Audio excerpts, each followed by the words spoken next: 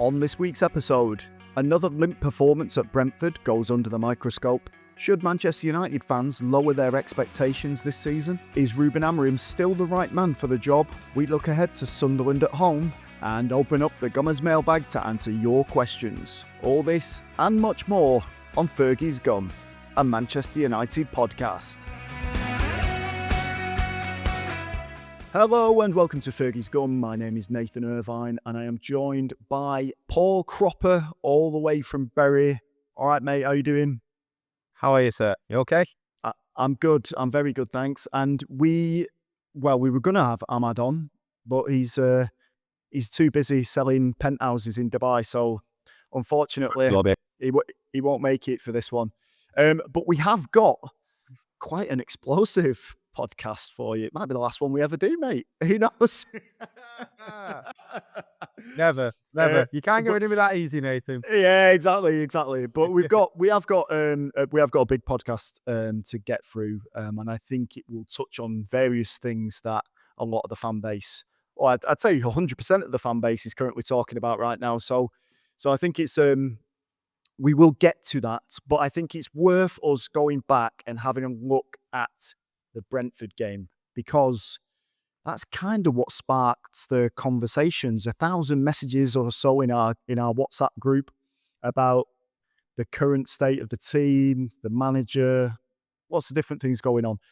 You didn't catch the beginning, right? Or did you catch? What did you watch? Did you watch the whole game? No, I didn't. I was Okay. working. I have to work Saturday mornings, which is whose idea is that to work Saturday morning? So no, I've not seen the whole game. I've seen all the highlights, tried to catch up. I watched the first 15 minutes and then I thought, what am I doing? I know what's going on here. So Exactly. yeah, that's where I'm at. I wish I could have watched the whole game, but doesn't deter my views. Okay, that's fine. We'll get onto that later. A nice little tease there for the next section, but yeah, we won't get onto that just yet. So for anyone that didn't know or who's been hiding under a rock, Manchester United lost 3-1 to Brentford at the G-Tech Community Stadium. It was a game that we went into on the last podcast feeling fairly optimistic about getting a result there. I'm not sure where that trust came from either of us, but I think it's just that it's the eternal optimism of being a Manchester United fan. You think that they're going to win somehow. You never really back them to lose a game unless it's up against Man City. Even with the Arsenal game, we thought we might get something out of it, but it wasn't to be. 2 direct goals. I don't know if you've seen them, but it was basically over the top, straight in on goal. Our defense looked so bad. They looked like they were going through treacle. And the weird thing about it was that Maguire was obviously selected because he was there to deal with the long balls, because they've got that kid who can take those throw-ins. I can't remember what his name is, but they've got the kid that can take the throw-ins, and they were very direct in playing it from the back, getting it forward quickly. And Maguire got caught out in the high line. And when you look at the second goal, there's 5 Manchester United defenders in the 18-yard box and 2 Brentford. And somehow, Captain Panans, Bayern Deer, manages to palm it out to their player, and he taps it in. Is it Thiago? Is it Igor Thiago that scored? Is that the guy? Yes. Yeah. It's Coyote's the lad with the throw-ins as well, and he's brilliant. That's it, yeah. And it was, like, on paper, it looked like they should have been getting something out of that game, but they looked like they was half asleep. It was either, and 2 things that I've thought of since then. They looked, as I said, they looked sluggish, they looked half asleep, or did they go into that game expecting to lose?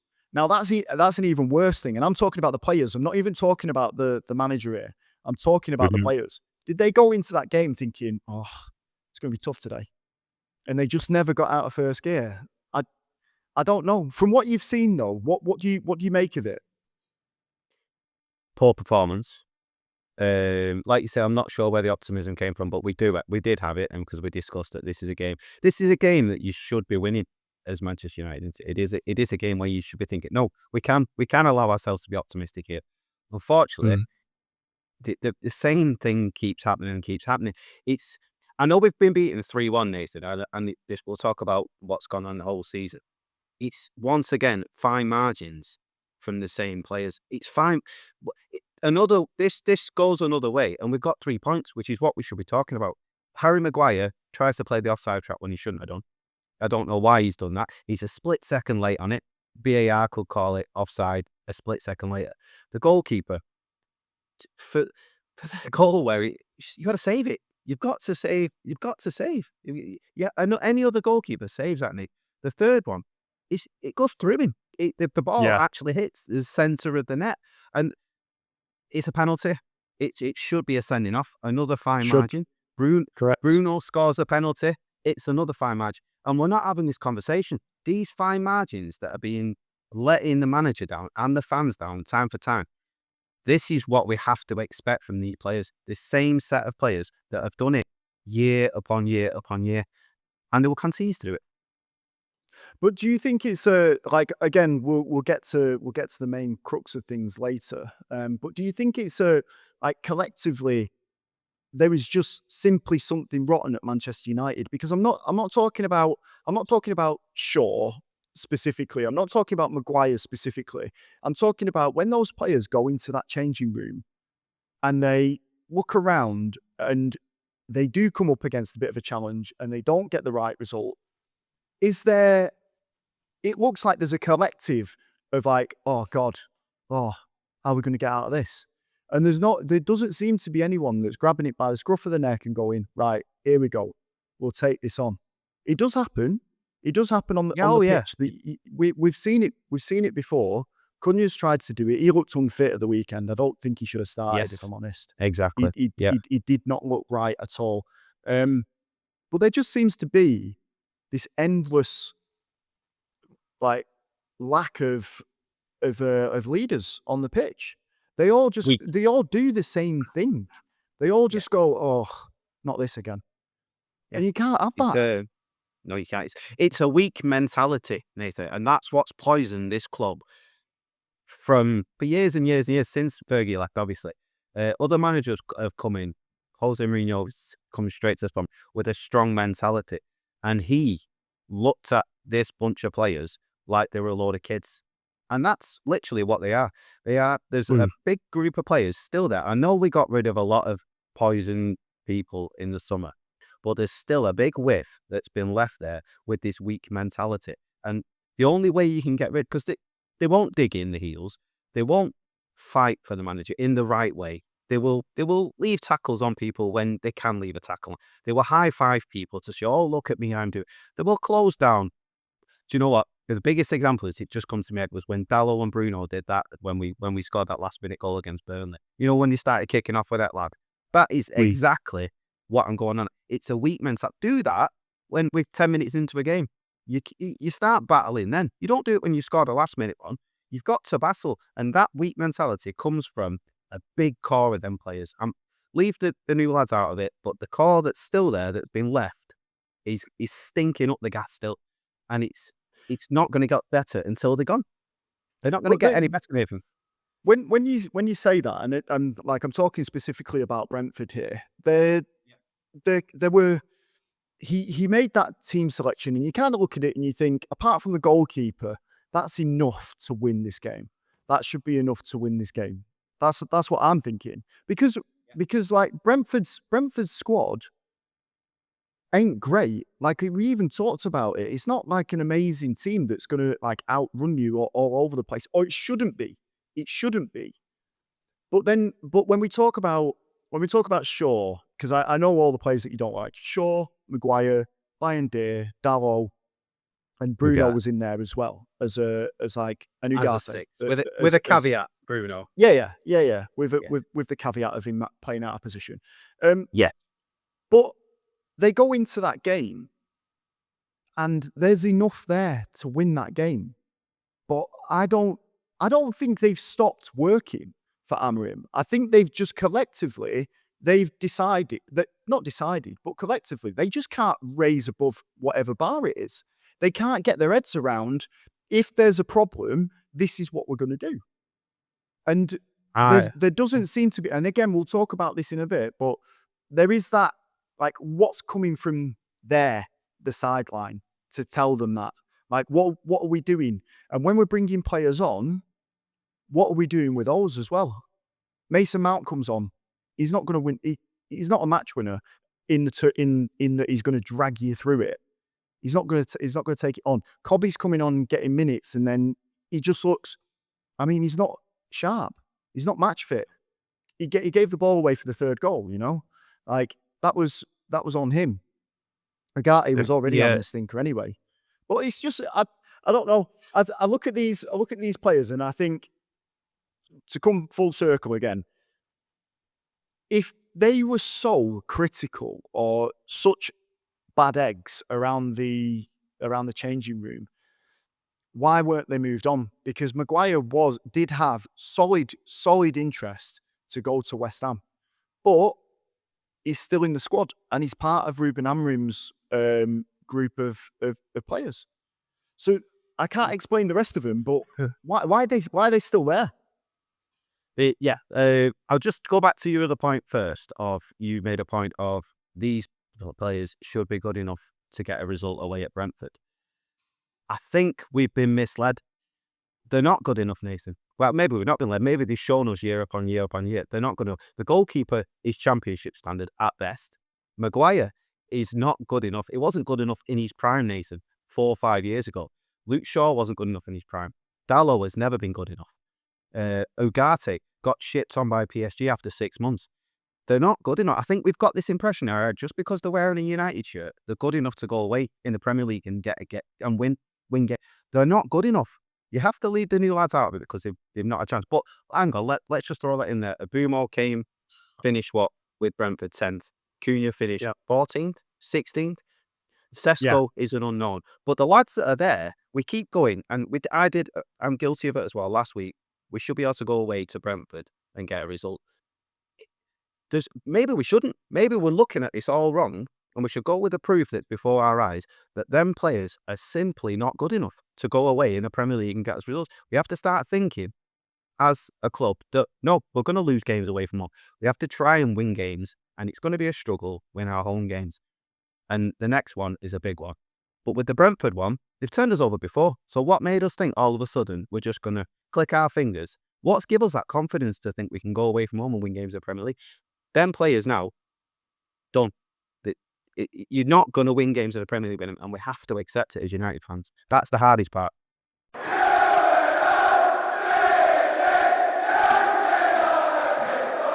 Okay, let's put the Brentford game behind us and let's get into the big thing that sparked, as I said at the top of the show, about 1,000 WhatsApp messages in our group between yourself, me, and Ahmad as well. And the subject that we were talking about was whether Ruben Amorim is still the man for Manchester United, and it sparked some quite heated debate, which I was quite enjoying, to be honest. I was laughing out loud in the gym. I almost dropped the bloody bar on my neck at one point listening to a voice message from you. Which, I don't know why I chose to listen to it before I went on the bench press, but I did, and I had it playing while I was doing it, and I almost dropped it. Anyway, he's made headlines, and it always will do, because Manchester United is the club that sells papers. Do people buy papers? It sells clicks. It sells traffic. It's, you put Manchester United in there, especially when there's a crisis, and we'll always make headlines. And the biggest one that's been going on at the moment amongst the pundits, amongst, fans, everyone, is whether he's suitable for the role. And the best, you have a very different view to what I have, and you had a different view to what Ahmad has. I'll play Ahmad's clip that he did send us at the end of this section, so we'll play it out afterwards. But I thought, to kick it off, it's probably best if, I'll start with the stats first, and then I'll let you talk, and because you are thoroughly Amorim in. Is that correct? To a certain extent. So get off our fence. You got splinters. Lad.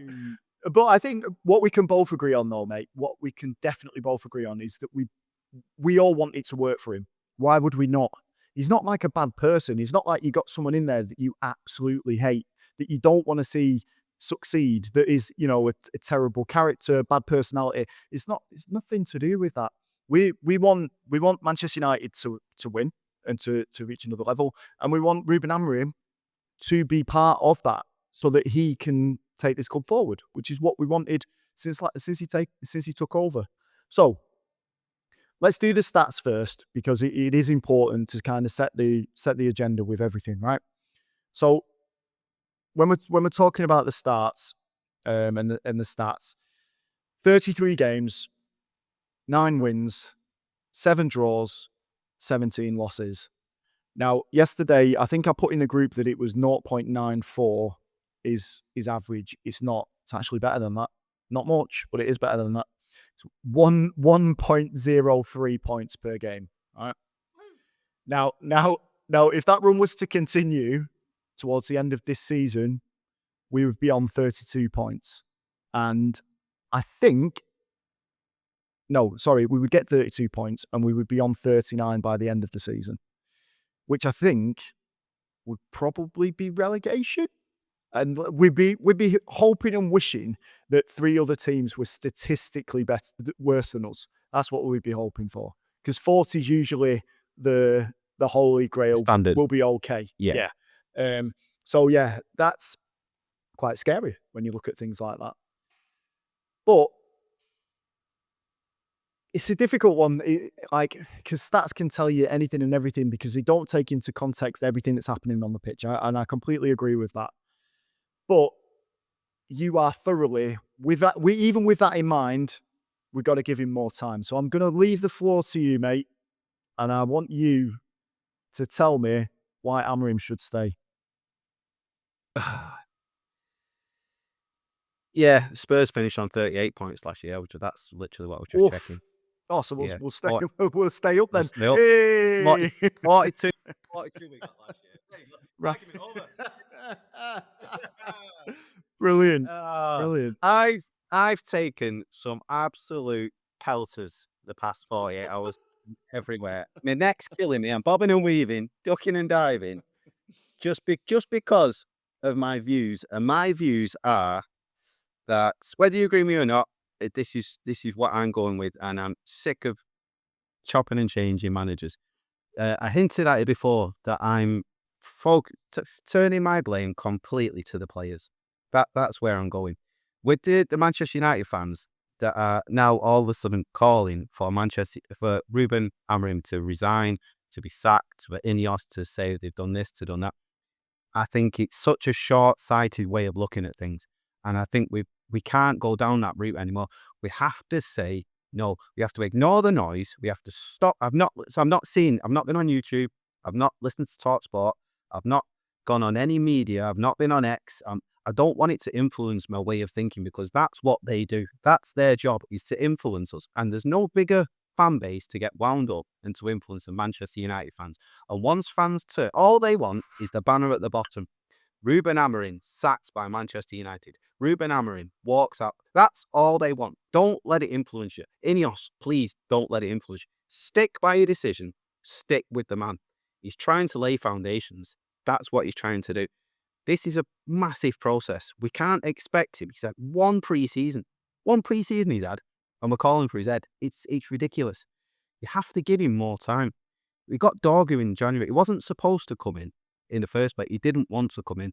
This is my whole point. He didn't want to. He said... You're talking about Ruben Amorim there, not Ruben Amorim, Dorgu, yeah. Right. Not Dorgu, sorry. Yeah, I'm going to go off on tangents. You're just going to have to bear with me. The conversation would have gone when we were looking for a manager. Ineos didn't want Ten Hag. They wanted him out. Whether we should have stuck with Ten Hag or not is irrelevant. They've gone to Ten Hag. They've looked around Europe and they've thought, what do we want? What do we want at our club? Or look at Sporting, the football they're playing there. Young manager, he's playing the football that we want at Old Trafford. This is what we're right. Let's see if we can get him.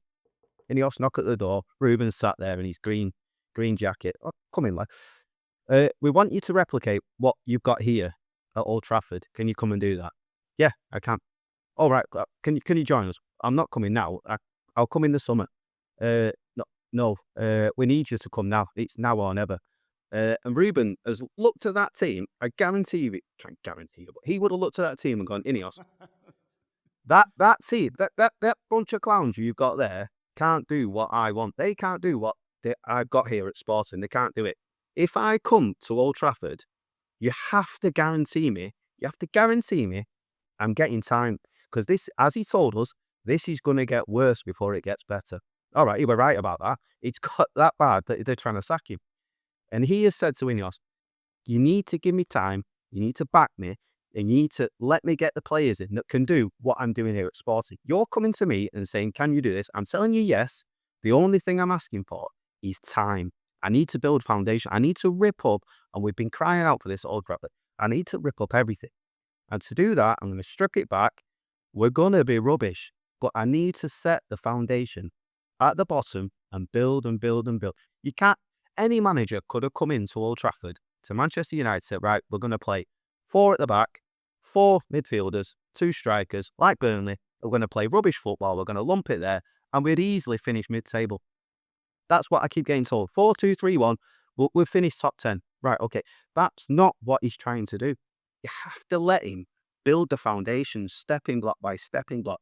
And we are, whether we like it or not, as Manchester United fans, we're a bottom half Premier League team. Doesn't matter what colour shirt you're wearing, you have to accept that is the standard of players that he's got. You can't get, and I don't know why we thought we could get, you can't get better performances out of players that simply aren't good enough. We've got a championship goalkeeper, like I said. We've got the worst back 6 in the Premier League. I've watched teams that recently, Sunderland I include, Everton I include, West Ham I include, Brighton. You can look at Bournemouth, you can look at Brentford. They've got better players than us. Sometimes it comes down to how good are your players. These players have shown, haven't they? They've just shown that how good they are. And I've got a couple of clips, Nathan, haven't we, that just back up little things that I'm saying. We've been told this before with Man United fans. Go with the clips, Nathan. It's still clear. It's not that difficult. You don't even need glasses to analyze and to see where the problems are. So now it's only about how do we solve them. And for me, it's clear. It's not enough to do some little minor amendments, some little issues here and there, some minor cosmetic things. No, this is, in medicine you would see, this is an operation at the open heart. This is also something that not only one single person as a manager can do. I mean, with all respect to Jürgen and Pep, I'm sure that they didn't do all the things themselves. There were also other people involved. If people want to work together, then it makes sense. And then I still believe that it doesn't need and take 2 or 3 years to change those things. This can happen within 1 year. So that was Ralph Rangnick's very famous open heart surgery clip. Did you want me to play the next one straight away? You can do, mate. Yeah, you can do. I think we'll all know this one as well. But yeah, I think we'll know the voice straight away. Same players that threw Marino under the bus, and they will do exactly the same to Ollie. Leopards don't change their spots.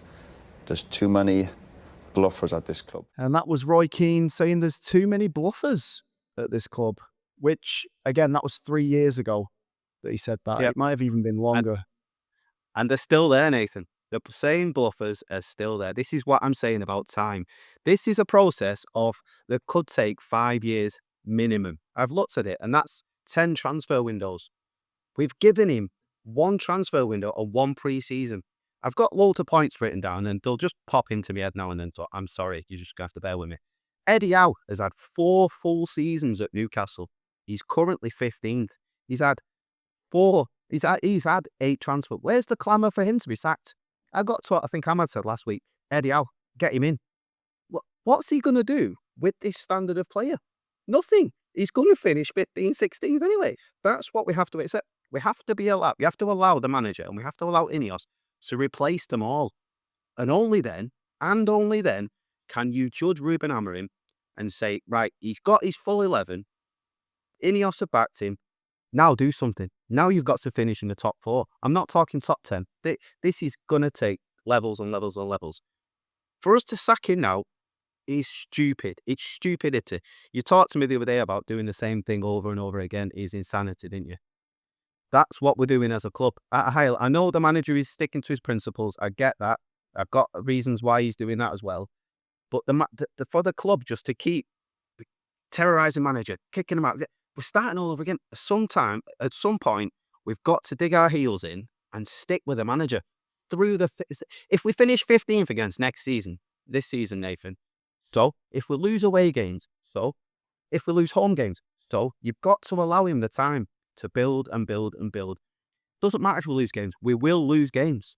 That's the point. I've got another point before I let you go with yours. Because I said, and I got laughed at in the chat, we're on course to finish 11, 10. The point I was making, it was not I'm going over average points.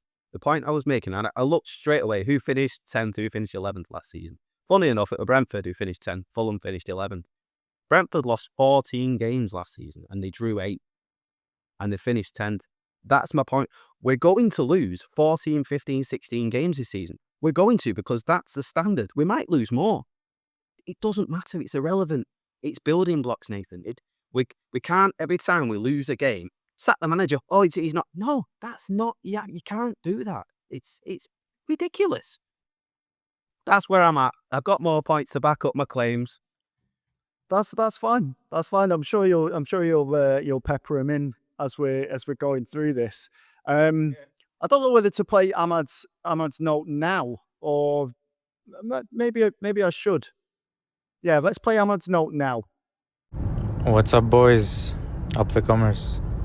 Hope you guys are doing well. I really wanted to be on this episode purely because I wanted to argue with Paul over the podcast, not just on WhatsApp, on our group chat. Because, I don't know, Paul, he still has hope, or he still believes that the right thing to do is to stick with Ruben Amorim, which obviously I don't agree with, and which I know for a fact that Nathan doesn't agree with. But I'm sure Nathan is going to argue for the both of us. And this voice note or this recording could go on for, 6-7 minutes. I have a lot to say, but I'm going to keep it short. Honestly, I don't know where we go from here. I don't know how we got here this soon with Ruben Amorim, but I don't think anyone can say that they didn't see it coming, especially after last season. Okay, everyone gave him the benefit of the doubt that he was new, it wasn't his players, he didn't have enough time on the training ground, players are adapting to a new system or whatever. Okay, no one said anything. Like, no one was as adamant as they are now that we need a change. Although you could argue that if someone told you that, okay, no, we need a change after the league form, which we finished 15th, could have easily ended up 17th, or losing the Europa League final to Spurs. You wouldn't blame anyone for saying no, enough is enough, even at that point. Fast forward a few months, he had a transfer window, he got new players in, proven players. Okay, he didn't get a midfielder, but that's fine. It's not ideal. Okay, and he had pre-season with the team. He has time on the training ground now with them, a week between each game, and still we're losing. We're not playing well. Nothing's changing. I don't know what the issue is. I don't know where we go from here, but what I know is this can't go on for much longer, because like I said on the last time I was on the podcast a few weeks back, I said even if he beats Chelsea, even if he beats Brentford and Sunderland, and we get those 9 points, okay, it's gonna give him a little bit of credit in the bank, but then it's like one loss is gonna bring it all back to the doubts about him, the questions, and that's purely because of last season and the way he started the season. And with that, he even lost to Brentford. So, and he might even lose to Sunderland.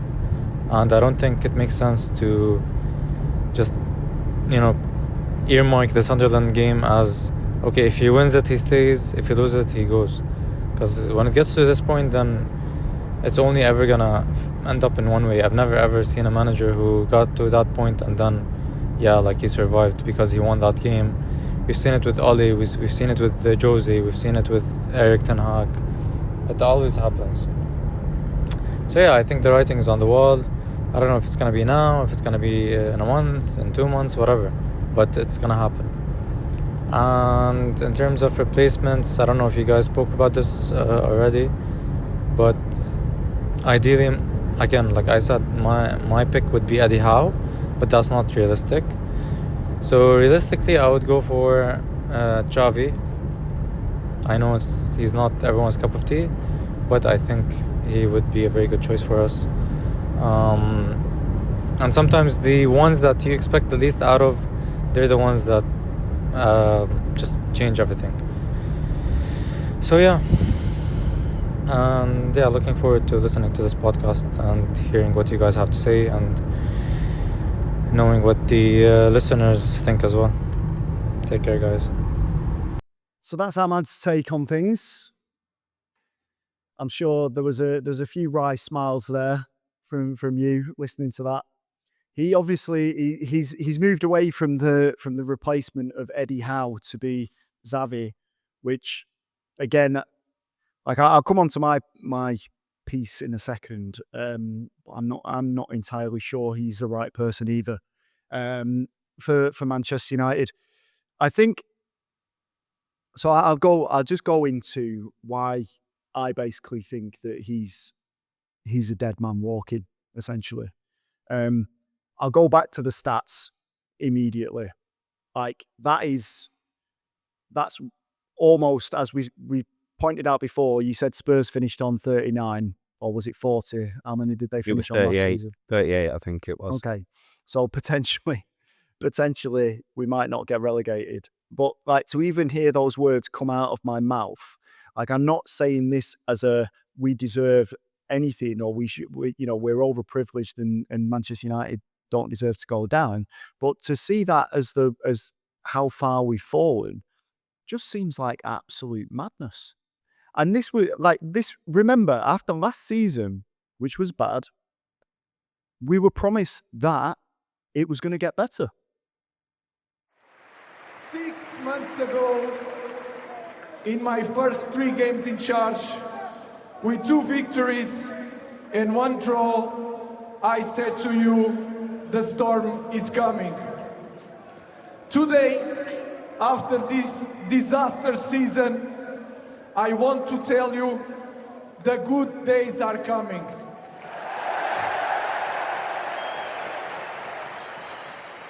In 3 to 5 years. But I mean, it's just the body of evidence, the body of work that he's put out so far.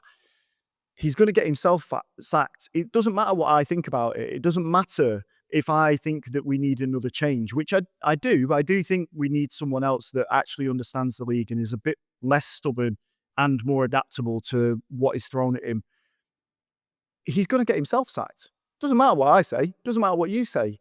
If he continues to slide down the table, and I know you said, if we finish 15th, yeah, I get it. I get it. And I get what you're talking about with the rebuild and everything like that. Jim Ratcliffe won't see it like that. He'd be like, what's this? Because I've got to send those boys out to advertisers at the end of this season, to marketeers, to brands, and they want to be associated with a Manchester United that's successful. Not a Manchester United that's in the bottom half of the table. That's a diminished asset. So just in terms of the way that Jim Ratcliffe will look at this, even Omar Barada, I mean, the only reason that Barada and Wilcox are keeping him, and this is what I personally think, is because they don't want to look like clowns again. Ashworth, chase him, best in class, get him in. Sacked after 2 minutes. And apparently Omar Barada was a driving force behind getting rid of him as well. Dave Brailsford, amazing things. We talked about this before. Amazing things that he did at Team Sky. the UK and like Great Britain never won a cycling race, never had a UK cyclist win a race, but he had those marginal gains and he was brought in. We're going to do it. Brailsford's going to do the same there. Gone. Not even part of the setup anymore. And this is what I mean when we're talking about like he's going to get himself sacked. It's a ruthlessness, and they have to be. So they won't see it as we're going to do it in a couple of years. They won't allow it. They will not allow it because they want a stadium. They want a brand new stadium to build. If they're not in Europe next season, which allegedly, I'm not going to say this is a definite thing, allegedly, and we talked about this in the podcast before the season even started, good target for Manchester United was to get to Europe. Whether that was Conference League, whether that was Europa League, Champions League, whatever it was, to get to Europe, that was the big one.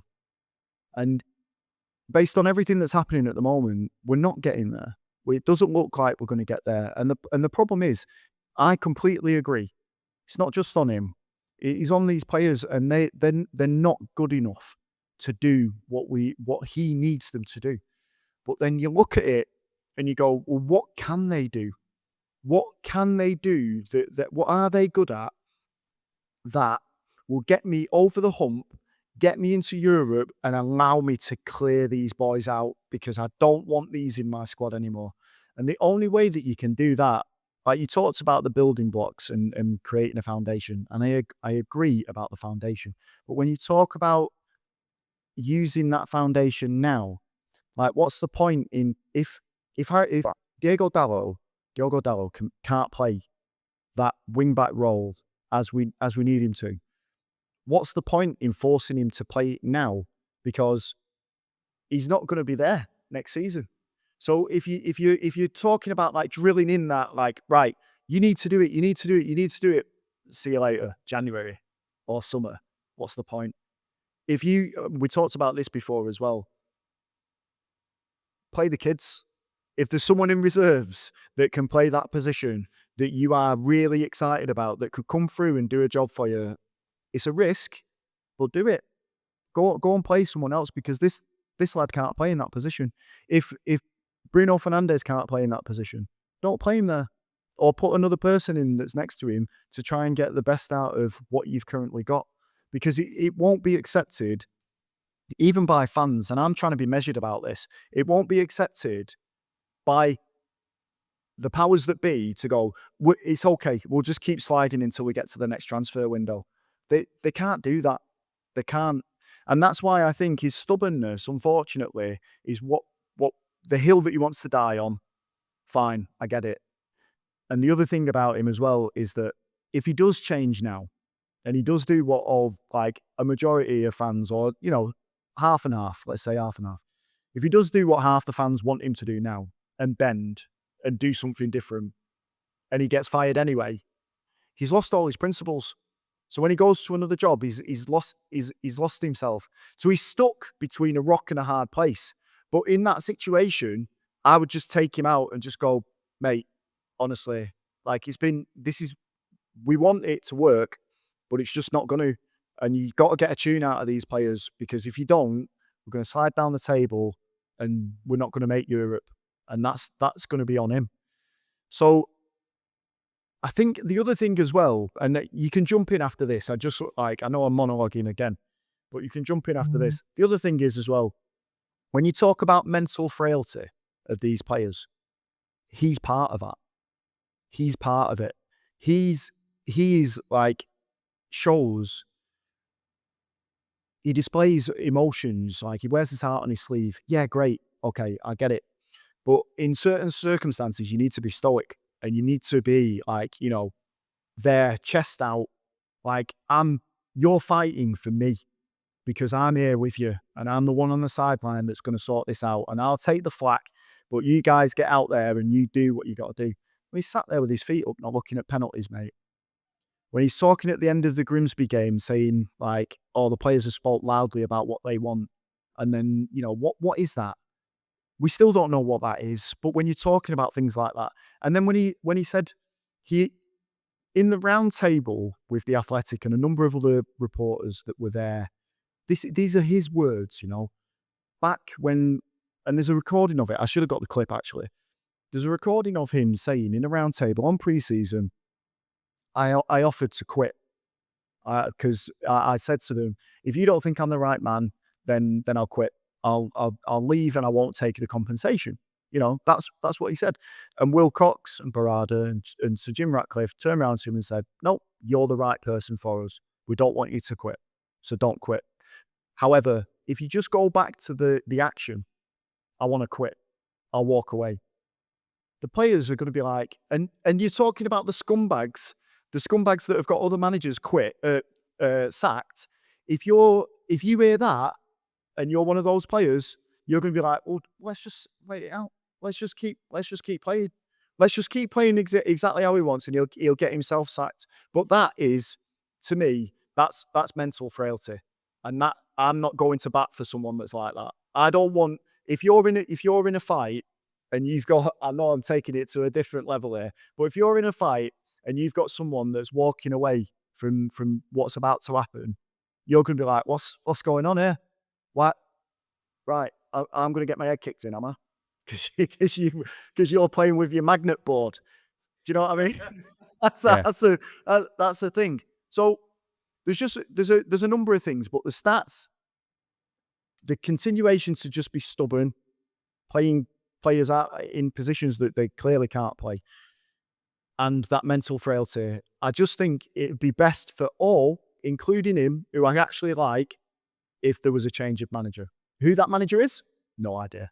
Absolutely no idea at all.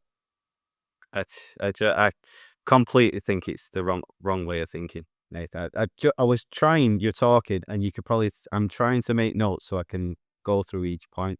And I've got, obviously, a bit of an argument towards you. I'll try and remember him. But the thing is, I'm not trying to, but the thing is, in the same way that I hope it is with you as well, I'm not trying to convince you.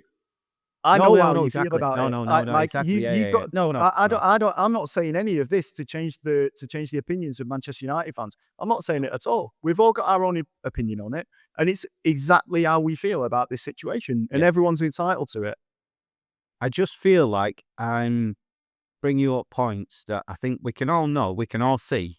It's just not getting highlighted as much.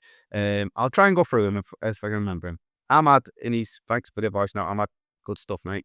Hope you can get on soon. One point he made there was he's been backed in the transfer window and he's been bought proven players to go into this team. We've only had Mbeumo because Cunha's not been fit. Mbeumo played at a week. He finished 10th with Brentford with a better squad. What was he supposed to do with United? Carry us to the top four? But I don't think it's that. Like we did have this conversation before where it was like, Fergie used to go in and take the best players from crap teams as well. Like we went in and we took Rooney from Everton, we took Antonio Valencia from Wigan. Like all of these players that came in, they were brought in from teams to do a job. And when let's not dust off history here or pretend it didn't happen. When we signed him, we were happy about that. We wanted Mbeumo because we saw what he could do. That's not my point. And we saw Cunha. My point is, they're going into that squad. He's our best player, Mbeumo. These players, Antonio Valencia wasn't coming in and going in to be our best player. No, they were going in as good squad players. The team is so bad, Nathan. That squad is so thin. We've not added to the squad. We've replaced Rashford. We've not added to the squad. We've replaced Højlund. We've not added to the squad. We've replaced Garnacho with Cunha. We're not adding to the squad. We're replacing these players that we wanted out. We've not added to the squad. We've just put in players there that on their own, as Mbeumo's shown at Brentford, they can't do it on their own. They need to have a full 11 before we can just judge a manager and turp him out. The point with Jim Ratcliffe that you made was another point. Jim Ratcliffe can't accept this. This is what he wanted. He wanted Amorim. Come in and replicate what you've done at Sporting. No matter how long it takes. I want that. We want Jason Wilcox. We want that style of football. And he, Amorim, I guarantee you has said, that's not going to happen overnight, Big Jim. You need to guarantee me time. If I finish 15th, 12th, 10th, I guarantee I'll get you there. You need to give me a full 11 of players that can do it because them donkeys can't do it. He would have been studying training, Amorim, looking at him going, what is this? I need a goalkeeper. They didn't get him a proper starting goalkeeper. I need a centre midfielder. They didn't get him a centre midfielder. I need new wing backs. They got him Dorgu. He's got injuries galore, and we're blaming him for not getting a tune out of these players. You can't get gold out of a cow. You can't. It just doesn't work. You get milk out of a cow. Is that a new phrase that I've got loads of them. I've got loads. I'm getting absolute gold out of a cow. absolute rinsed. I'm getting rinsed in the chat. Another way of putting it, what I said to you on it, there was a couple of ways I did it. I simplify it. He's been given a knife and fork and being asked to go and build the Egyptian pyramids. Impossible. No, wait till I've got the right tools and then you can judge me. I can't do it when I've got these crap players in my team. There's more. I can't remember some other points that you said, but I get what you're saying there, but he's overseen. He has overseen this, and he would have looked at it and gone, I can do well with this team. There's no way that he hasn't said that he's gone to them and gone, I can't do anything with this team. You just don't do that.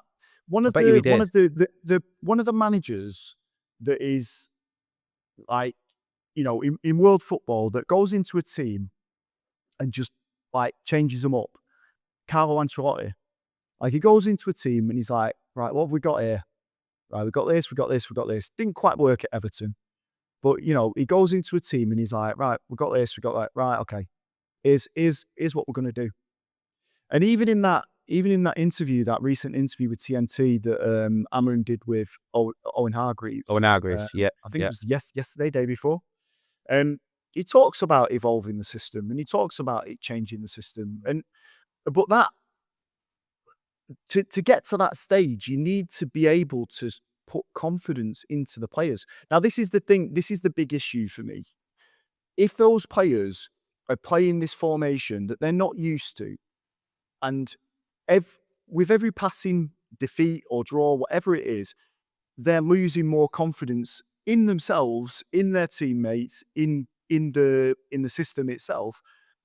You're fighting a losing battle because you can put them out there and you can be like, right, this week we're going to do exactly what we said in training, and you're going to do that. You're going to run up and down. You're going to do it. First sign of something going wrong, that's it. Ed's gone. Oh, can't do this. And yeah, soft lads, I completely get it. I'm 100% behind that, soft lads. But to sit there and go, this isn't working, or sorry, to look at it and go, I'm just going to keep doing it until they get it, because they can do it in training and they're going to do it every week. Keith Andrews is his first job as a head coach. And he talked about post-game, and I know you can say anything you want in hindsight, but after that game, he talked about how they managed the in-game stuff and how it was easy, entice them in, and then just hit them directly through the middle. That's how easy it was to play against that. That's how easy it was. Yeah, you wouldn't be saying that if they were down to 10 men and Bruno scored his penalty, would it? Exactly, but that's not how the history books will look at it. They'll look at it with the facts and they'll go, Manchester United lost 3-1. That's it. And that's all you can base it on. So when we're talking about like, great managers, and he was at Sporting because he had everyone on board with what it was supposed to be. He was completely ingrained in that. He's come into Manchester United. He's not completely ingrained in it. And he's ruffling feathers of a lot of players and, the people around him. So he should do, because that's what he's been brought in to do. That's exactly what he's been brought in to do. My point is that if you're just driving headlong towards a wall and you know that it's just going to be a car crash at the end of it and everyone's going to get hurt at the end of it, you try and swerve out of it. Right, okay, what we're going to do is we're going to play the same system, but you're going to fill in as an extra midfielder. Look at what Guardiola did with Doku against United. You're going to fill in. You're going to come and play inside. And that was it. Dominated the game.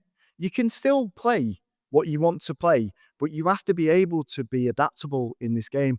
And Brentford probably outrun us. I haven't looked at the statistics. They probably did outrun Man United. But Keith Andrews' first job. It's his first job. If Ruben Amorim would have played them with Sporting, he'd have been like, right, you go there, you do this, you do this, you do that, move here, and they wouldn't have lost that game. But at United, he just seems frozen. He's like, I've got to keep it as it is, because it will work, and it will work now, and it never does. Have you seen the clip of Mika Richards talking about the in-game changes that Ruben Amorim did? But that's the thing; they're not cohesive. So they are moving players around, square pegs, round holes, to play in But you different can't have it positions. both ways. He's either trying to change it and be adaptable, or he's sticking to his principle. He can't be both. So he is trying to change it in game. He is trying to change it, but he's changing it. He's changing the personnel. He's not changing the positions. He's changing the personnel. So when I talk about, when we talk about what Mika Richards was talking about, when we talk about Keith Andrews looking at it and going, just bring those two midfielders in, and then we'll hit them over the top. That's all we need to do to get them. And they did it twice, and they scored twice. Mm-hmm. What I'm talking about isn't, right, okay, Ugate's not doing it, bring Manu on. I'm not talking about that. I'm not saying Dorgu's playing rubbish, right, get Mount on, and Mount can play left wing back. I'm not saying that. What I'm saying is, you have to look at it and go, they need help in there, or that player needs help back there. And the only way that we're going to build a foundation to win this game, or to get a draw, or to do something in this game after going 2 goals down, we need to change our shape a little bit. And that's what Amorim says in that interview with Owen Hargreaves. He says it himself. But this is the point that I'm going back to, is he's frozen. He's like, damned if he does, damned if he doesn't. And when he tries to make the changes, it's always personnel, not system. And that's what's going to cost him. The system does change, Nathan. It does go from a back 3 to a 4, depending on whether we've got the ball. We've not. It does, because we're not probably football nuanced enough. He does change the system. You just don't see it. Everybody changes the system in game.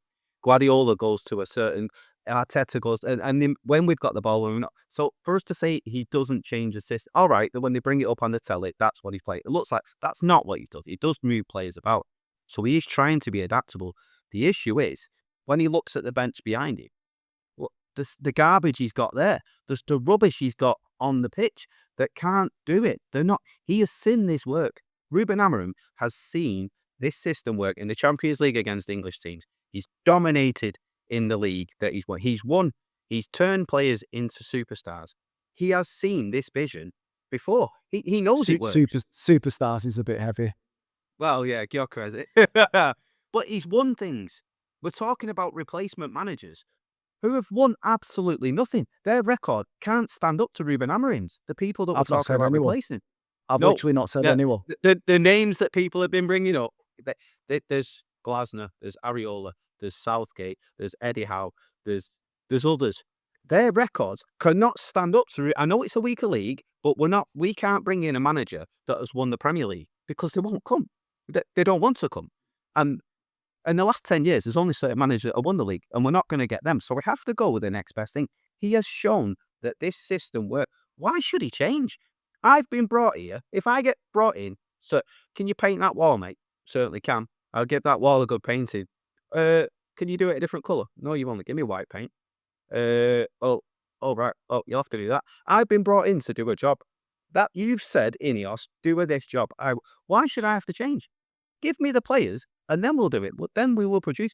Ruben Amorim, he's not thinking short term. He's not. He's thinking long term. And as United fans, we have to let him get there. It's going to be painful. It's going to be like pulling teeth. We have to let him get there so he can show us what we know works, what he knows works. He can't. Why would he change his philosophy? Jurgen Klopp didn't get told to change his gegenpress when he finished 8th and 5th with Liverpool. What they did is they backed him, and they went and got him a proper goalkeeper, a proper centre half, and Mo Salah. Pep Guardiola, 8th though, mate. 8th, yeah, but he wasn't working with Harry Maguire, Luke Shaw, Dalot, Bayunder, Ugarte. And the league wasn't the same. The league wasn't the same back then, Nathan. Amorim has to work with what he's got. So this is what I'm talking about. You can't just sleepwalk into like, right, well, we haven't got the players that we need. You can't. Unless he's got the back. they haven't had that conversation. I can't see what do you think the goal was this season at the beginning of the season with between the conversation It's where you changed. get Yeah. like in Football Manager, you get your targets at the beginning of the season. What do you think he was set this season? I think he was set top 8. That's what I think he Right. was set. So Europe, yeah. Yeah. I think that's what he was So set. Yeah. so take complete sentiment out of it from my side and your side, and Mhm. about how passionate we feel about either of those things. If they're not in 8th or near those positions, and it doesn't look like they're going to get it, Yep. not just during this, not just after Sunderland. I'm talking like towards the end of the season. Does he get sacked because he hasn't hit his target? Do Does I Jim think it's the right Ratcliffe go, decision to sack him, or no, will no, he no, no, sack him? no. Will he get sacked? Right. Not. Do Yeah. you think it's the right decision? Because I think those are two very Right. separate things. Yeah. He will be sacked after the next 5 games, Nathan. I was And so this is fired what up last night. I was so fired up last night about, "Oh, I'm going to go on podcast. I'm going to get my point across." Blah blah blah. And then I was in the chat with the lads, and then I checked the next 5 games, and then I looked at it. I thought, well, everything I'm about to say tomorrow morning is pointless because he's going to get sacked anyway. So, I mean, have you got the next 5 games there in front of you? I think you got- you sent them over. I think you sent them while I was sleeping last night. But let me check them out. I think I sent a Where few things. No. okay, so we got it's United versus Sunderland. Obviously, that's this Saturday. We'll talk about that shortly. Yeah. Liverpool after the international break, which is away, which is probably not going to win that. Mhm. Home to Brighton. Brighton have become a bogey team. Danny Welbeck loves Stopped us. scoring against us. Yeah, there's one at Chelsea. Forest at home. Ange Postecoglou again. They can't buy a win, but that's the type of game that's set up for Forest them away. to get Yep. one. Yeah, exactly. Spurs Yep. away after Yep. that. Everton at home, and then Palace away. And you're right. Yeah. He won't It's a last. tough run. Won't It's a- last. And like, I think I think we found common ground, like, and it was while we were sleeping. But the common ground is that none of us want Ruben Amorim to be sacked. We all want it to work. But the issue that's going to happen is they're not going to give him time to do that. It's just the facts. They don't let managers do this anymore. They don't allow these projects to drag out.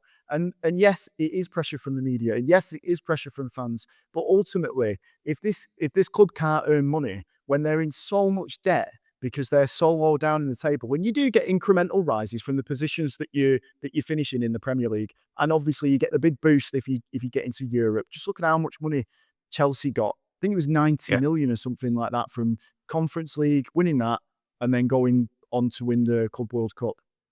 90 million. They'll be looking at that and going, it doesn't matter if he's like going to be the right person for us in 2 years. Right now, we're not seeing it. And that's it. Cheerio, pal. So I think I'd be interested to hear what our listeners think about this. So if you want to email us or if you want to message us, probably best to message us on TikTok or Instagram. But at Fergie's Gum Podcast on TikTok, and then at Fergie's Gum Pod on Instagram as well. Just leave us a comment and let us know how you feel about it. But I think ultimately, when we get to the end of this, I think there is a common ground for the whole thing. It's just what we feel in our hearts is probably not going to be what Jim Ratcliffe does. He's going to get him gone. One of us will be happy, one of us won't, and that's it. That's it. Be nice, Gummers.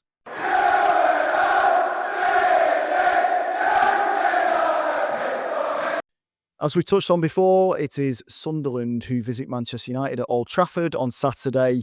Every game feels like a must-win at the moment, but this one, they're flying high.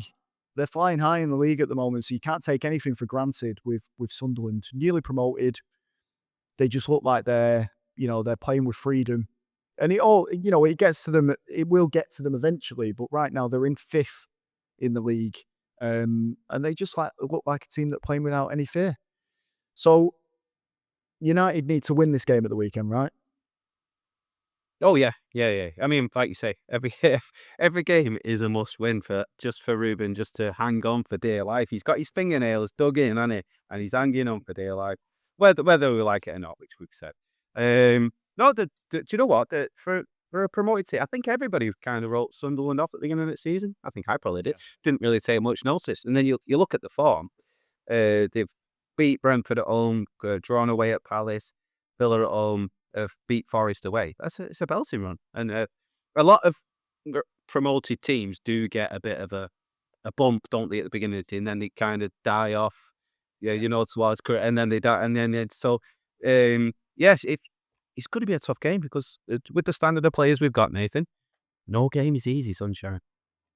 So with that said, who would be in your starting lineup? Because I think it's clear to see now, and this would be a proper head check moment. But if Bayandier's got to be dropped and Lamans has to come in, we cannot have that again. You might as well just play like a training cone in there. I'll put Tom Eaton in. Don't care. Yeah, exactly. We said this pre-season, Nathan. He's better than Bayendier and he's better than Onana. And from the evidence I've seen, he is. He literally is, Tommy. Whether that's, I don't know why he won't do it, with the managers trying to stick with Bayendier because of some sort of, if I drop him, I'll lose him. I don't know, but no, he has to be dropped. You have to be dropped, mate. Producing 2 and 3s out of 10 every game, you have to be dropped out. 6.6 he got actually at the weekend. 6.6. Being kind there, aren't they, mate? It is being very kind. So what would be your lineup then? Because I think Mazraoui's still out. He's out until after. Is Ahmad back? He might be back. Yeah. Obviously, bereavement in his family, I believe, weren't there? Yeah, he went back to Ivory Coast, I think, right, for a family bereavement. So, I think he should be back for that game. But what are you? Right, you're setting up in the same system, right? He's not changing it. Obviously. Who do you play? Yeah. Who do you play? So Laman's in net or Heaton in net? It's so difficult, Nathan. I would be going with Lenny Yoro, the lip. He won't drop Luke Shaw. He won't do so. But I would drop him like a bloody brick. Big heavy 6.0 against Brentford, according to FOTMob. The lowest of any of Manchester United player. He's doing it again, Luke Shaw. Do you know what? Give Big H. I'll stick him in. I'll put Lenny Oro on the left of the 3. Is what I'll do. Mazraoui's not fit, did you say? No. I'd go Ahmad on the right if he's back. I would keep Diego. One of the lads at work, he said about Diogo Dalot, he plays football like he's headed the ball too many times. I thought that perfectly summed him up. He just, he's proper, like, I've said this before, he should be nowhere near the first team, but in terms of his longevity and the fact that he's usually always fit, he's an option to bring on to run the clock down in the last 5 minutes. That's what you want him for. Nothing else. Nothing else. I wouldn't have him running. I wouldn't have him running line, Nathan. I wouldn't give him a flag and trust him to do that. He is. I know this is going to sound harsh, but he does seem low IQ when it comes to football. It just seems like So okay, so Ahmad is playing right back. Yeah. Are we sticking with Dorgu left back? I don't want to, but like I've said before, this squad is so thin, you have to stick with Dorgu, but because the other option is who? Nobody. He's picking from absolute nothing into it. There you go. So you have to go with Dorgu. Right. I think he will. I think he also, because the options in midfield are even barer than the rest of the pitch, which we all know is such a big position in this formation. I think he will go with Bruno. Casemiro suspended still, is he back? No, he's back. I think he'll go with Casemiro in there as well. Which, to be fair, against Chelsea, started on the front foot. The home games for Manchester United will, if he hangs on to his job, will make or break this season. They're what we need to be focusing, not defeats away in the Premier League, because as we've seen, Liverpool, you do lose games away from home in this Premier League. That just happens. To be fair, Palace are flying though, aren't they? Palace are doing this really is another point of mine, unbeaten in 12, is it? I think. Palace. People keep telling me that you should be getting results from these United players. Not a single one of them gets into that Palace team. Not one. And I include that Bruno, I include Maguire. If you look I at that include. Palace 11, I'd say. they don't get I'd in say that team. Bruno in the position that he's playing at the moment, like he's completely ineffective. And we've talked about this before, but it's worth raising again. Like one of the most creative players in Europe, like in European football, consistently for the past 5 seasons, we kept him. We turned down 100 million for him, like and and we're playing him as a 6. He rejected. We didn't turn it down. We wanted it. Ineos wanted it. He rejected the move. That's different, We Nathan. don't know that. We don't know that for definite. Anyway, he didn't go, and now we're Mhm. playing him as a 6, which is a Yeah, madness. Yeah, which is why I use him Um, as a caveat. I put a caveat in there, don't I, with Bruno when I include yeah. him in them. Bruno as a 6 is different to Bruno as a 10. So, So I think probably it's going to be Casemiro and Bruno in those Yeah. central positions. But to be honest, if Cunha isn't fit and he's still coming back, I would probably play Bruno at left, and I would play. He doesn't fancy Mainu, so I'm going to say No. Ugarte and Casemiro in the centre, Bruno on the left, Seshko up front, who I thought he played well at the weekend, and he was in the right positions, but we just never passed to him. And in Bumo, he says he got 6.9 on FOTMob, but I'm not having that. I thought it was his most average game that he's had for us in the United shirt. Yeah. I know it's only early, but I didn't think he was very effective at all. But I think the rest of it picks itself. If he plays Bayern Deer at the weekend, mate, and you're at the game, can you give him a lift to the airport, please? Because or at least to Manchester General to get his head checked, because he Another can't be manoeuvre. playing that goalkeeper again. You can't. This is where you run into a dead end where I'm backing the manager. I'm trying to back the manager. I'm trying to see the bigger vision, the bigger picture. Sorry. If he keeps picking these players instead of just going, you've shown me now, mate. I think I said it to you in the chat. If he drops the lads that I'm talking about, Bayern, Shaw, Maguire, Dalot, if he just dropped them and brought in a load of kids, I'd be up. Do you know what? This is what was needed. This is what Mourinho wanted to do. This is what Ralph Rangnick talks about, open heart surgery. This is what Roy Keane says. The same players will throw you under the bus. They're the players he's on about that aren't good enough, that just dangle a leg at City, don't bother tracking Haaland at City, can't pass a ball, switch off at certain points, pan hands galore, can't catch a ball, flap at balls in the air against Arsenal. That's what he means. It's weak. And if he keeps sticking with weak players, instead of just going, you're done, get off. Then, if he did that, honestly, drops them, he can't drop them because all of a sudden the value just goes, and we end up in the same situation we're on in the summer. That's what I mean. Unfortunately, against Sunderland, he won't. That's the starting 11, Dave. But again, like when we talk about those things and like, if you want to drive their value up, what's the best thing to do? Well, I don't know. I'll tell you what it is. Tell people they want him? No, I'll tell you what you do. If you want to drive the value up of a player, you build their confidence and you get them playing well in a position that they're used to. That's the only way that you do it. If you're ready to make a loss on it, if you just want to get them out at the end of the season, fine, but play the kids instead.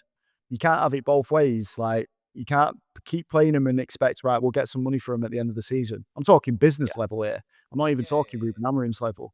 I'm talking business level. So you have decisions to make on those players. And you're right. They shouldn't be there.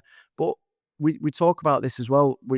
At the beginning of the transfer window, we was all excited about the fact that we was going to get rid of all of these players. And there are still a lot of them there. And 7, 8 players maybe coming in, 7, 8 players going out. Did get rid of a lot. But like you said, just replacements. But these players, they ain't going anywhere. You can't just get rid of them. And we didn't sell a player until the last week of the transfer window. Yeah. You're right. The difference is between the group of players I'm talking about and the group of players that got shipped out is they're not bad eggs, are they? I don't think they're idiots.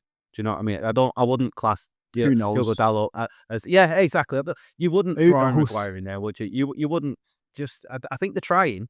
they're just not good enough. I generally think that's what. Whereas the other lads, I think, they just lost it off, didn't they? They were just like, don't care more about. There's a difference in them. I think the level is not achievable, and that's why we are where we are and where we finished last year. But yeah, Sunderland's a tough game, mate. Tough game. I'm not having it. It's a prediction. walkover. Score prediction. 2-1 United. 2-1. 2-1 United. 1-1. I'm going 1-1. 2-1. Yeah. I'm going 1-1. You wouldn't be surprised, would you, mate? You just wouldn't be surprised. I'm sick of backing these players, and I will not get carried away anymore with this group of players. Let them do it. But win. 3 points. Go on.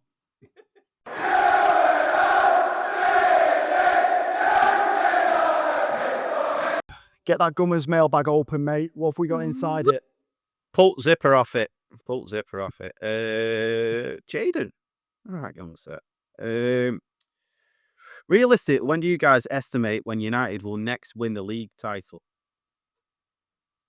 I'll be in the ground by then. I'm already 43. That's it. I think I'll be gone by then. I don't know. Well, what was the mission? The Barada set. Omar Barada. 2030. I think it was 2030. Is it 2030? 2030. Let's have a look. Omar Barada.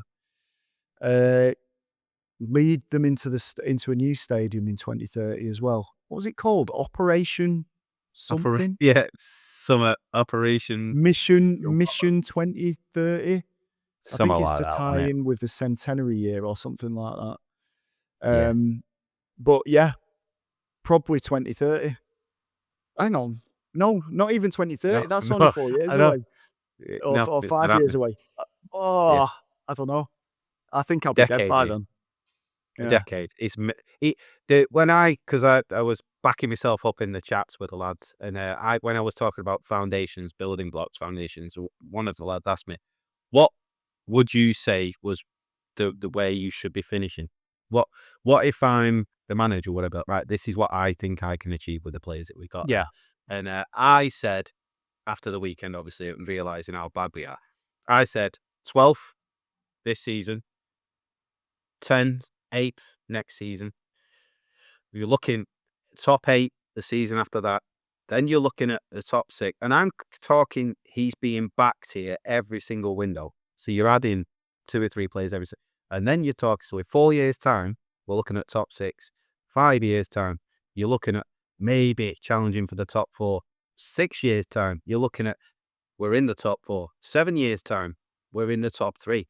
8 years' time, we're in the top 2. 9, 10 years' time, we might have a squad good enough to challenge. That's how big a job this is, Nathan. That's how big it is. I don't Have to do it agree. like I that. don't subscribe. You can't I just go. don't. I know what you're saying, but I don't subscribe to it because, like, I don't care where White Palace finish at the end of this season. But Glasgow came in and he turned them around, and it was an average squad. And the way that he got that working, listen, don't shake your head. The way that he got that working was he got them working together. He got them better, working better than what they were. It wasn't a case of having to clear out loads of players and it was, this was bad, that was bad. He raised their confidence. They've run through walls for him now, and they won the FA Cup. Was it the FA Cup they won? Yeah, it was. Yeah. Newcastle won the League Cup. 3rd in the table. Looked every bit as winners against Liverpool. Like they deserved it, against Liverpool. It would have been shocking if Liverpool got anything out of that game. But they did it by galvanising the team. These managers don't get that much time anymore. Those days are gone. They don't get. And do you know what? I was looking up the stats for this the other day. Average before social media, the average manager in the top flight, their stint was usually between 3 and 4 years average at top flight. So that's First Division and then the Premier League. Since the advent of social media, it's been 1 to 1.5 years. Yeah. Klopp wouldn't have survived, would he? No, exactly. Yeah. And it's different times. And that's why. And I know we're going back to that same thing again, but that's why. Yeah. Like I can't see him getting that time because there'll be just the pressure. And bear in mind, Jim Ratcliffe's what, 79, 80? How old is he? he's not going to be around forever. He wants a Champions League team in that new stadium with his statue outside before he pops his clogs. And that's not, I'm not trying to be awful to him, but time is not on his side. He wants to build that legacy now. And he won't give him that time to do it. He won't do that time. You're saying 5 years. Anyway. You're saying I don't know, 5 mate. years. I'd say 10 years. I'd I'd say say a 10 decade, years. realistically. I am You as might get to see well. it. We might not. He's a young lad. I'll be gone by then. Ethan sent me one, and he's going to be is a guy that I know from the gym. He's going to be on the podcast. He's a massive Manchester United fan, so we might be able to have a third person on at some point if Ahmad can't make it. He's asked the question, and I'm not sure we will allow him after this one. Would Gareth Southgate be better than Ruben Amorim? Get out, Ethan. Get out. Shut the door behind you. No, Gareth Southgate would walk into Old Trafford, and do you know that Grandpa Simpson meme where he walks in and he grabs his hat, walks straight back out? He's not got the personality for this club. Not at all. I don't even think it's that, mate. The last time he was in club football, he got relegated with Middlesbrough. Exactly. Well, there you go. Yeah. Do you know what? It's a completely different thing being in charge of England. What he did is he managed the press very, very well with England. And he integrated a load of kids and he got a good atmosphere, which you can do with England. It's not daily. It's not daily. It's not daily, but he also had camps. He also had Declan Rice, Bellingham. He had Harry Kane in there. He's got characters in there. You come to Old Trafford and you walk through the door and you've got these set of donkeys. They're not going to do that for you. They're not going to do it for you. And let's be honest with you, Gareth Southgate, in the end, what has he actually won?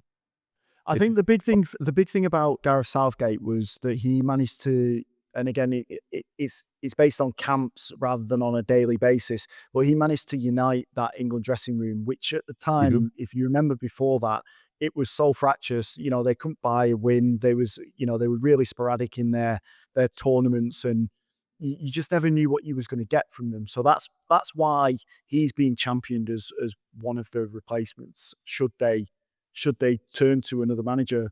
He's not for me. 100%, he's not for me. I don't want that waistcoat on the sidelines. Not for me. It wouldn't last 6 months, Nathan. Wouldn't last 6 months. I tell you, they tear into I can't see it. Tear into bits. No, yeah. Go Sorry, on. Ethan. Have you got any more? Oh, sorry. Yeah, I have. I've got one more after this. Wainwright again loves it. Do you feel the players have given up on Ruben Amorim? Yes. Next question. Yeah. They've given up on him because they give up on every manager. It's what the modern day footballer does now.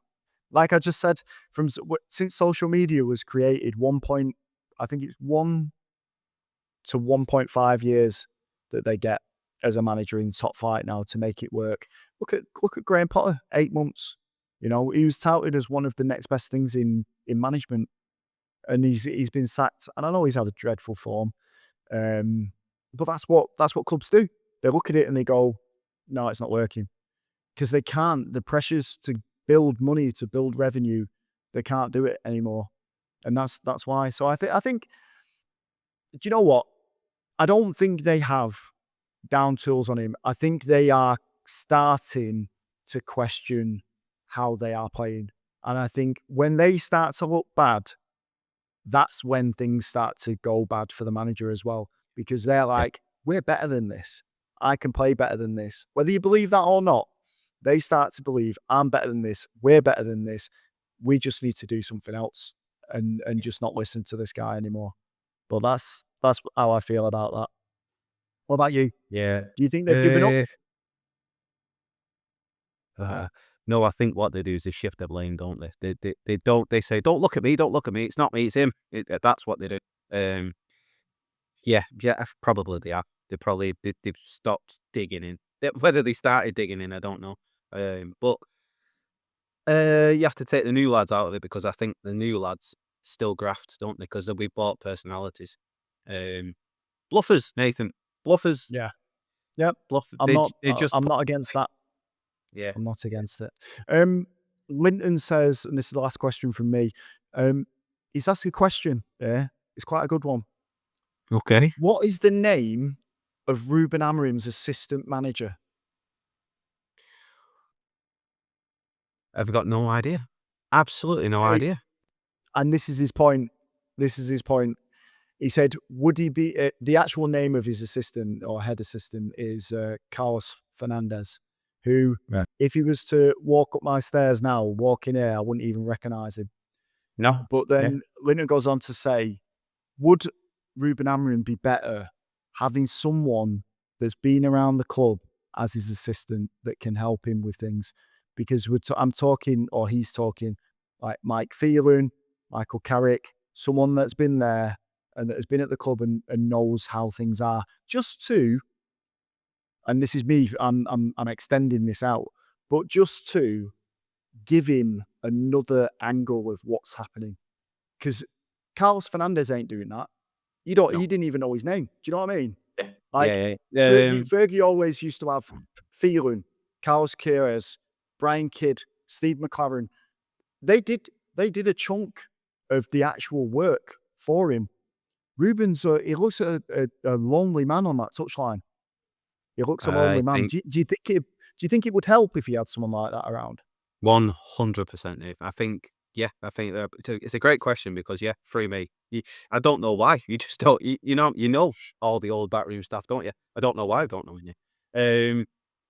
I think that's a brilliant idea. I'll be honest, and I think the best time that we've had recently, obviously it's not the greatest time, is when we had Solskjaer, Michael Carrick, Kieran McKenna, or backed up by others that were in there. Yeah. I know there's I've just been reading the story about Darren Fletcher, just come back from surgery or something like that, and he's doing, and the club are really championing Darren Fletcher to have. He is there, isn't he?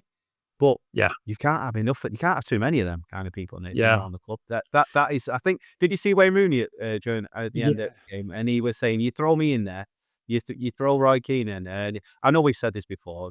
Roy Keane are going there. That is the core of Manchester. That personality of you fight and we argue in the change room. We do these bunch of soft lads. You shout at a couple of these, you probably start crying. Yeah, That's not how you win football matches. You have to have strong personality. I guarantee you, Cunha, if he carries on for the next two, he'll be swinging in their changing rooms. You can already see him going. What is going? He will be. He'll be leg kicking everyone. He'll be going mad in that changing room, and him and Boomer will be teaming up on people. Because they'll be like, this bunch of soft lads, I'm going to get nowhere with this lot. And they'll be talking to the manager and going, we're going to win out with these. Yeah. Again, if you get people that know the club, they know winning, that is the biggest thing. They know what it takes to win. And it takes grit, it takes determination. And you can't be a bluffer. You can't because you'll get called out by the change. The changing room will call you out. That doesn't happen at the minute. So I think it's a great idea to just get some of the old lads in there and just to show them the culture of winning. I think that's one of the points that we kind of missed before is that Amorim does seem to just be doing everything himself. And there was that great quote from Rio Ferdinand where I think they just finished the Champions League game and they were flying back on a private plane when David Moyes was in charge. And he took one look at Moyes, who sat on the flight. His tie was off and he just looked dishevelled. And I'm paraphrasing here, but he looked like he was broken. And he just said something like, oh, Manchester United, it's a different beast. Like, do you know what I mean? He was completely overwhelmed because it's not just the stuff that we see on the pitch. It's those 400 interviews that Ruben Amorim had to do last year. And he wasn't even there full season. 400, 500 interviews that he did. There's the commercial side of it. There's the foundation side of it when he's, obviously he goes out to the charities and does things like that. There's the community stuff that he does. All of these things are Manchester United. And if he's got someone there that's taking care of that goes, and like Mike Phelan used to do, I'll look after this, you go sort that out. That would help him so much.